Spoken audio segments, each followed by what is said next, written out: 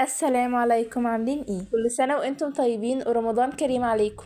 النهاردة هنعمل وصفة عيش حلوة قوي لسحور وفطار رمضان، لانه ما باخدش وقت كتير في التحضير وطعمه بقى مش قادرة اقول لكم حلو قد ايه. هنعمل مع بعض النهاردة عيش التميس. اهم حاجة في العيش ده ان مكوناته مش كتير، وكمان من كيلو واحد بس بتطلعي كمية كبيرة قوي ما شاء الله. متأكدة ان اي حد هيجرب طريقة العيش دي هيعشقها، ولو جربتيها مرة مش هتبطلي ابدا تعمليها. ما تنسيش تحطي لايك للفيديو واشتراك في القناة، وبرضه ما تنسيش تفعلي زر الجرس عشان يوصلك اشعار بكل وصفة جديدة انزلها. هستناكم تجربوها وترجعي تقولولي رأيكم فيها. ومع دودو كلنا متعودين ان اكلتنا دي ما بتحلاش الا باللمة الحلوة، فمحلاها لمتنا، يا رب تعجبكم اكلتنا. بص بقى، اول حاجة بجيب نص كوباية من المية، والمية هنا تكون دافية علشان تسرع عملية التخمير وما تاخدش وقت كتير. مينفعش تستخدموا مية سخنة لان هي كده هتبوظ الخميرة معاكي. هنضيف باكت من الخميرة اللي وزنه 11 جرام او معلقة كبيرة من الخميرة، وكمان هنضيف عليهم معلقتين كبار من السكر. وبعد بقى لما ضفت السكر على الخميرة، بعد كده اقلب الكلام ده كويس قوي، اقلب لعند لما الخميرة والسكر يتجانسوا تماما مع المية ويدوبوا كويس.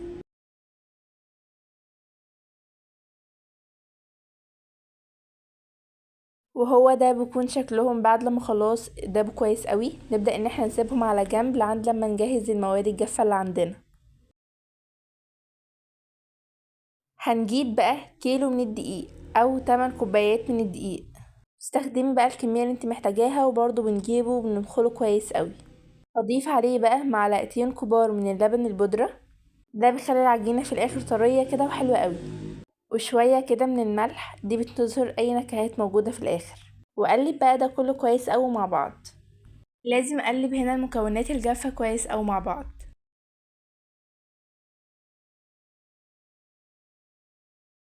وبعد لما خلاص اتأكدت ان كل حاجة اتجانست كويس، هبدأ اضيف عليها 3 معالق كبار من السمنة. السمنة هنا تكون طرية بدرجة حرارة الغرفة، مش ساقعة مش سايحة بالشكل ده. ونبدأ ان احنا نخلط الكلام ده كويس قوي. اهم حاجة ان احنا نبس السمنة مع الدقيق كويس، زي كحك العيد كده. هو ده اللي هيديكي نتيجة كويسة قوي في الاخر. بعد لما بسناه كويس، هنبدأ نضيف عليه الخميرة اللي عملناها في الاول. نبدأ نعجن. طبعا نص كوباية المية دي مش كافية ان العجينة تتلم معانا، بس كل ما نلاقي ان خلاص العجينة محتاجة لسه مية نضيف مية بالتدريج لعند لما العجينة تطلع طرية قوي. هنا حسيت اني لسه محتاجة مية، فبدأت ان انا اضيف واعجن. هنا العجينة علشان تاخدي نتيجة كويسة للعيش ده لازم تعجنيها كويس قوي. يعني بعد لما تعجنيها وخلاص والعجينة اتلمت معاكي بالشكل ده، نبدأ بقى ان احنا في اول ما نوصل المرحلة دي حوالي 7-8 دقايق عجن فيها علشان تاخدي ليها نتيجة كويسة قوي. وبعد كده اول ما خلاص لمت معانا ولمت كل الزيادات اللي في البولة، هنبدأ ان احنا نخمرها. بس الاول شوفوا قد ايه العجينة معانا طرية وناعمة وبقت زي الفل. نحطها في البولة بتاعتنا ونبدأ ان احنا نغطيها بستريتش راب او بكيس تلاجة او باي حاجة ونسيبها تخمر. نسيبها بقى على جنب تخمر، وهو ده بيكون شكلها وكمان اتضاعف حجمها ازاي ما شاء الله. وهنا كان بعد ساعة تقريبا بعد لما سبتها تخمر في الشتاء. طبعا لو انتي في الصيف دلوقتي هتاخد حوالي نص ساعة وهتبقى مظبوطة قوي. اول حاجة بقى نبدأ ان احنا نخرج منها الهواء بالشكل ده. وبعد لما نخرج الهواء منها نبدأ ان احنا نعملها على شكل كورة بالشكل ده. ونجيب الرخامة تبقى نضيفة ونحط عليها رشة من الدقيق ونحط العجينة دي عليها. نحطها علشان نبدأ ان احنا نقسمها، وكمان لو حسيتوا ان العجينة بتلزق ممكن تدوها رشة دقيق من فوق. ابدأ ان انا اقطعها الاول على نصين بالشكل ده، وهاخد كل نص على 2. يعني هنا الكيلو بطلعلك 8 عيش تميس. اخدت اول نص عملته كورة علشان يطلع في الاخر الحجم متساوي.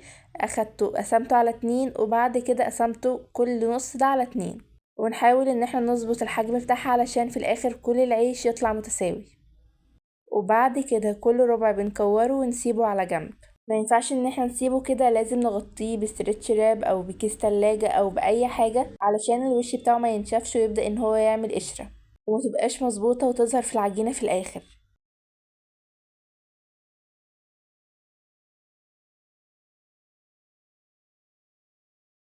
نسيبهم بقى على جنب ونجيب الصينية بتاعتنا اللي هندخلها الفرن. ويكون عندي طبق كده فيه سمنة، ونبدأ ان احنا نضيف السمنة دي في الصينية ونفردها كويس. نجيب قطعة العجينة بتاعتنا ونبدأ ان احنا نفردها بالشكل ده في الصينية بصوابعنا كده، ونبدأ ان احنا نفردها. طبعا العجينة علشان طرية ومرتاحة واتخمرت كويس وبراحتها هتبدأ ان هي تتفرد معاكي بسهولة، مش كل ما انتي تفردي ترجع منك تاني، لا. وبعد كده ابدأ ان انا ادهن الوش بتاعها بحليب، وبأطراف صوابعنا اللي هما الأربعة دول ابدأ اعمل فيها فتحات. ده بيدي شكل حلو قوي لعيش التميس في الاخر. وبعد كده بحب اضيف عليها شوية كده من السمسم وكمان حبة البركة، وندخلها الفرن بقى.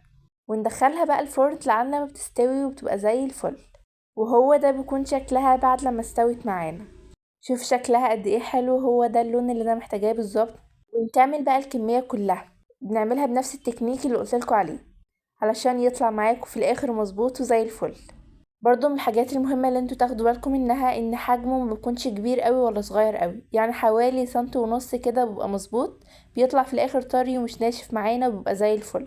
زي ما انتوا شايفين كده بعد لما بيطلع بيبقى شكله قد ايه حلو، ولونه وطعمه بقى خطير. طبعا طريقة العيش دي بتبقى حلوة قوي للسحور والفطار كمان في رمضان، وما باخدش وقت كتير، وكمان من كيلو بس هتعملي كمية كبيرة وبيقضي عدد افراد كتير.